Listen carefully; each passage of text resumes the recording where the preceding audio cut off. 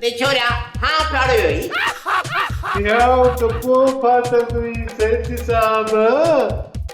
फरीता के भी बुर्श हणी वई न छोकरी जो कजुर्गो नंढड़ो थी पियो बाकी हेडो दिमाग तसे हा मुझे दिमाग का कंहिंजो भी वॾो दिमाग नथो थी सके आज़माए ॾिस भली तॾहिं ते न ॻोठ जो चङो मुड़ुसु आहियां न साहब न तव्हांजो रुगो मथो वॾो आहे दिमाग़ वॾो कोन्हे को अलाह इन जे करे त फरी तव्हांखे बुर्श हणी वई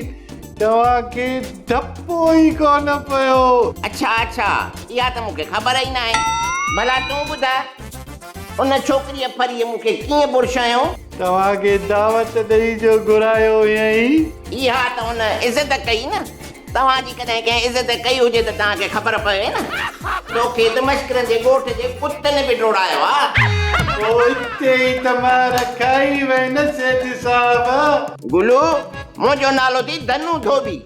अहिड़ी हणंदो साईं गोबी जो घर बि अच न ईंदी हा कीअं मार खाई हुजे मूंखे त कॾहिं स्कूल में मास्तर बि मार न आहे ॾिनी तोखे दावत ॾेई घुराई बि सही पर मानी कोन खारायई ॿियो नंबर ॻाल्हि त तव्हां खां ॾोकड़ बि वठी वई निभागी गुलीअ खे बि धके वई मूंखां बि 10 रुपया हणी वई शुक्र थियो जो ॿिया पैसा मां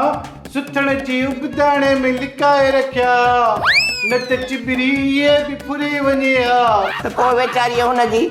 भेण मरी वई न हुन सां मसलो हो यार असां वॾा माण्हू दुख सुख में राज जी मदद कंदा आहियूं चरिया ओ इते ई तमार खाई वे न सेठ साहब बुर्श हणी वई जेकॾहिं हुनजी भेण मरी वई आहे न त पोइ उहो लाश किथे आहे उहा क़बर किथे आहे उहो तॾो काथे आहे सेठ साहब इहा त मूंखे ख़बर ई न आहे इहो त मूं हुन खां पुछो ई कोन ओ इते ई तमार खाई वई न सेठ साहब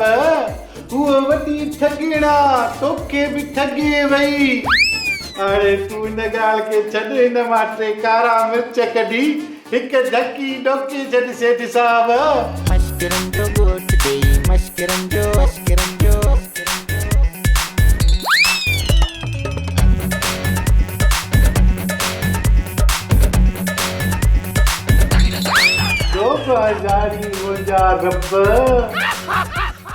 सोप सीरियल मश्करनि जो ॻोठ सीज़न 2 जा तमाम एपिसोड्स ॾिसो हाणे HD क्वालिटीअ में विज़िट करियो असांजो YouTube channel Sindh TV HD drama.